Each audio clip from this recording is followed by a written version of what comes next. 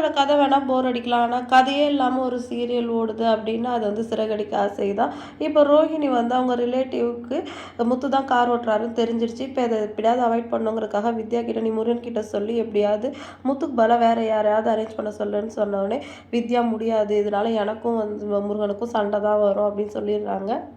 என்னோட ஃப்ரெண்டு ஆமாண்டி இதுவும் கரெக்டு தானே, அவங்க ஹஸ்பண்ட் வந்து அவளை கேள்வி கேட்க மாட்டாங்களா அப்படின்னு சொல்லவும் வித்யா முருகன் வந்து 4 நாள் பெங்களூர் போகிறார், நானும் அவர் கூட போகிறேன், அதனால் இப்போ எதுவும் பேச முடியாதுன்னு சொல்லிடுறாங்க. இப்போ ரோஹிணிக்கு தான் பிளான் போட சொல்லி கொடுக்கணுமா, உடனே பாண்டிக்கு வந்து போகிறதுக்கு ரெசார்ட் போகிறதுக்கு 2 டிக்கெட் கிடச்சிருக்கு. அந்த டிக்கெட் வச்சு எங்கள் மாமியாரை வந்து நாங்கள் கூட்டிகிட்டு போயிட்டேன் அப்படின்னா எங்கள் மாமனார் வீட்டில் தனியாக இருப்பார். மீனா வந்து இப்போ வீட்டில் இல்லை, அதனால் அந்த முத்து எங்கள் மாமா விட்டுட்டு எங்கேயும் நகர மாட்டான். அதனால் வந்து நான் இப்போ எங்கள் மாமியாரை கூட்டிகிட்டு அங்கே போகிறேன் அப்படின்னு சொல்லிட்டு அவங்க மாமியார் கொண்டே ஃபோன் பண்ணுறாங்க. சரிம்மா நானும் வெளில போய் ரொம்ப நாள் ஆகிடுச்சு, 3 பாஸ் இருக்கு ஆண்டி, பார்வதி ஆண்டி வேணால் கூப்பிட்டுக்கோங்க அப்படின்னு சொன்னோடனே அதெல்லாம் ஒன்றும் தேவையில்ல, அவன் முன்ன மாதிரி இல்லை, நம்ம வேணால் ஸ்ருதியை கூட்டிகிட்டு போகலாம் அப்படிங்கிறாங்க. உடனே சரி நீங்கள் ஸ்ருதியை கேளுங்க அப்படின்னு சொல்லிட்டு ரோஹிணி ஹாப்பியாக ஃபோன் வச்சுறாங்க. அவங்க ஃப்ரெண்டு இருந்துட்டு ஒரு நிமிஷத்தில் ப்ராப்ளத்தை சால்வ் பண்ணிட்டே இப்போதுக்கெலாம் நிறையா பணம் வேணும், என்ன பண்ணுவோம் அப்படின்னு கேட்கும். நீ எனக்கு தந்து ஹெல்ப் பண்ண மாட்டியா அப்படின்னு சொல்கிறாங்க. உடனே வித்யா ஒரு சிரிப்பு தான், பார்த்தியா அவளுக்கு சப்போர்ட் பண்ணி இப்போ உனக்கே ஆப் வச்சுட்டா அப்படின்னு சொல்கிறாங்க. அடுத்த சீனில் வந்து ஸ்ருதி வந்து பேக் பண்ணிகிட்டு இருக்காங்க. நீ எங்கள் அம்மாவோட கிளம்பி போறியோ, உனக்கு அவங்களுக்கு செட் ஆகுமா அப்படின்னு சொல்லிட்டு ரவி கேட்கவும், உங்கள் அம்மா என்னெல்லாம் எதுவும் பேச மாட்டாங்க, மீனாலாம் வேணால் திட்டிகிட்டு இருப்பாங்க, எனக்கும் ஒரு சேஞ்ச் வேணும், அதனால தான் நான் கிளம்பி போகிறேன், என் ஸ்டேட்டஸுக்கெலாம் என்கிட்ட அவங்க அம்மா வச்சுக்க மாட்டாங்க அப்படின்னு சொல்லி ஸ்ருதியும் வந்து கிளம்பி போயிடுறாங்க. பண்ணாமலை சார் வந்து வீட்டில் தனியாக இருக்காரு.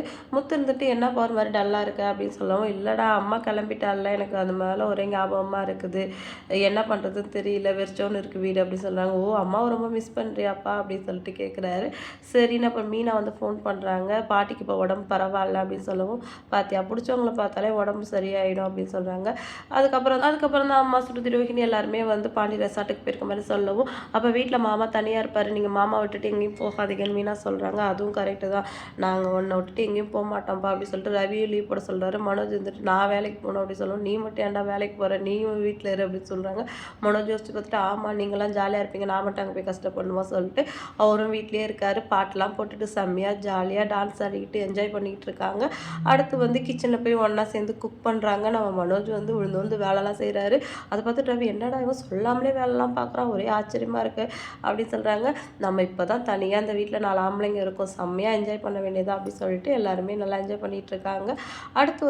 அடுத்து ரோஹிணி அவங்க அம்மாவுக்கு ஃபோன் பண்ணி பேசுகிறாங்க. நான் அந்த மாதிரி பாண்டியில் இருக்கேன், நீ வந்து ஊர்லேருந்து வந்திருக்காங்களா அந்த சொந்தக்காரங்களுக்கு ஃபோன் பண்ணி எங்கே ஹாஸ்பிட்டல் போனீங்களா வந்தீங்களான்னு சாதாரணமாக விசாரிச்சுட்டு யார் கூட்டிகிட்டு போனால் சொல்லிட்டு முத்து அவங்க கூட இருக்காரான்னு கன்ஃபார்ம் பண்ணிக்கோ அப்படின்னு சொல்கிறாங்க. என்னது முத்து தான் உங்களுக்கு வண்டி ஓட்டுறானா அப்படின்னு சொல்லிட்டு ரோஹிணியோட அம்மா ரொம்ப ஷாக் ஆகிறாங்க. உங்ககிட்ட இப்போ எனக்கு விளக்கெல்லாம் சொல்லிட்டு இருக்க டைம் இல்லை, நீ ஃபோன் பண்ணி விசாரிச்சுட்டு எனக்கு ஃபோன் பண்ண அப்படின்னு சொல்லிட்டு வச்சுட்டாங்க. இன்றைக்கி எபிசோட் வந்து இதோட முடிஞ்சிடுச்சு. இந்த ரோஹிணி வந்து எப்படி தப்பு பண்ணாலும் எப்படி மாட்டினாலும் ரோஹிணி மட்டும் ஜாலியாக தான் இந்த வீட்டில் இருக்காங்க. இதை பார்க்கும்போதே செம்மையாக கடுப்பாகுது அப்படிங்கிறவங்களாம் கமெண்ட் பண்ணுங்கள். அடுத்த வீடியோவில் மீட் பண்ணுறேன். டாட்டா பாய்.